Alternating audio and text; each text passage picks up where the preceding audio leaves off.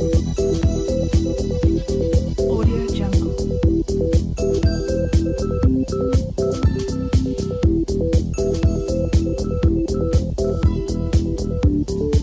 Audio Jungle.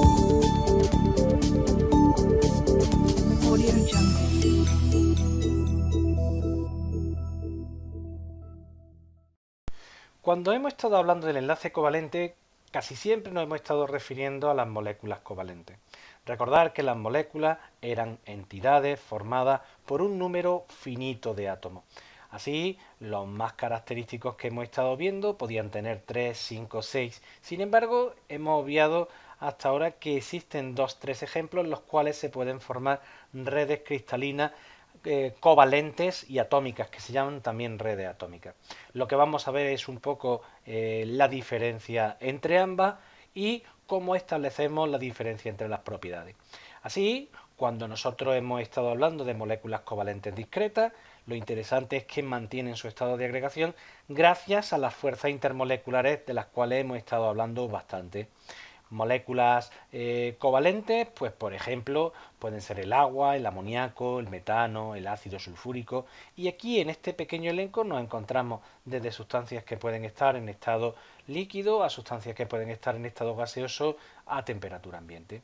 Sin embargo, como he comentado, existe un número reducido de compuestos, en este caso, o incluso podemos llamar también elementos, que pueden formarse mediante unión covalente y distribuirse de forma espacial, formando unas redes cristalinas covalentes. Ejemplos son los tres que nosotros nos tenemos que aprender. Por un lado, el carbono, tanto en su forma de grafito como diamante, y la sílice. La peculiaridad es que los átomos se van extendiendo a lo largo de una red y siempre unidos mediante enlaces covalentes. En el caso del carbono grafito hay un desplazamiento mayor a lo largo de las capas, lo que hace que este material se pueda deslizar en capas.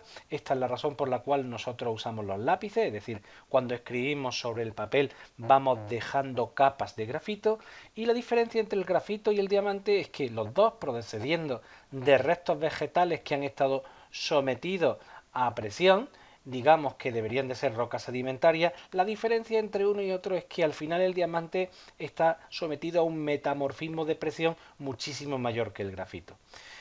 Finalmente, lo que vamos a hacer un poco es hacer una comparativa de las propiedades para que veamos las diferencias tan grandes entre una y otra. Así, en las moléculas covalentes, nosotros estuvimos que podíamos encontrarnos un elenco de propiedades muy variado respecto a los estados de agregación. Es decir, no las podíamos encontrar en estado sólido, líquido y gas, y esto dependía, por un lado, de la masa molecular, de la longitud de la cadena, de la polarizabilidad de la propia molécula, de la geometría y del momento dipolar. Ahí podemos englobar los 3 tipos de interacciones intermoleculares que hemos visto. Pero en general podemos concluir que las moléculas covalentes van a tener puntos de fusión y ebullición bajos, sobre todo si lo estamos comparando con el resto de estructuras que hemos visto, es decir, con las redes iónicas, las redes metálicas y con las redes atómicas que acabamos de hablar. Y es que cuando nosotros estamos separando el estado de agregación de unas moléculas covalentes, lo que estamos rompiendo es interacciones intermoleculares. Mientras que cuando estamos separando los átomos iones que forman parte de las estructuras cristalinas de los compuestos iónicos, metálicos o covalentes, estamos separando átomos que se encuentran unidos mediante enlaces químicos que eran muy fuertes. Vimos que en general los compuestos covalentes no conducían la corriente eléctrica, puesto que los electrones compartidos estaban muy orientados y no se podían desplazar. Solo en algunos casos de compuestos muy polares podía darse la capacidad de conducir, y además tenía que ser en disolución acuosa. Por lo general, los compuestos covalentes, su solubilidad dependía del tipo de disolvente. Así, los compuestos covalentes apolares lo hacían en disolventes apolares, mientras que los compuestos covalentes polares lo hacían en disolventes polares.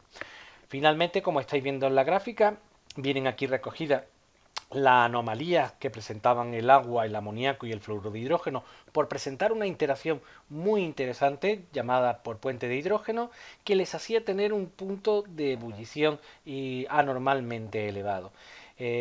No obstante, aunque sea anormalmente elevado, es muy pequeño en comparación con la energía necesaria para romper las estructuras de las redes cristalinas.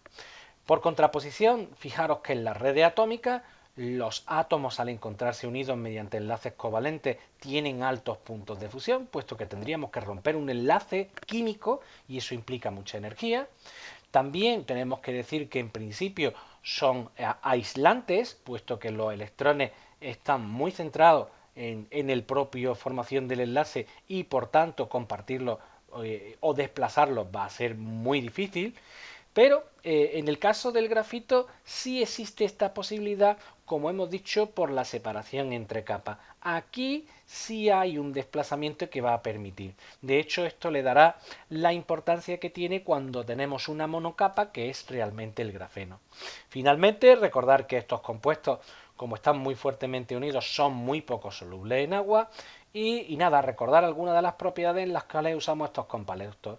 Por ejemplo, en el caso de la sílice nosotros lo usamos para vidrio, pero también podremos aprovechar la capacidad que tiene el silicio para formar microchips, o por ejemplo podemos aprovechar la capacidad que tiene el diamante de tener unas uniones tan fuertes como elemento para cortar. Es diferente con lo que se está trabajando ahora en el grafeno, que son monocapas de carbono grafito y que lo que van a permitir es una conducción guiada que va a permitir, pues en este caso, aligerar muchísimos de los procesos que tenemos nosotros en nuestras pantallas interactivas. Con esto tendríamos terminado todo lo que son las propiedades de los compuestos covalentes, tanto de las moléculas como de las redes atómicas.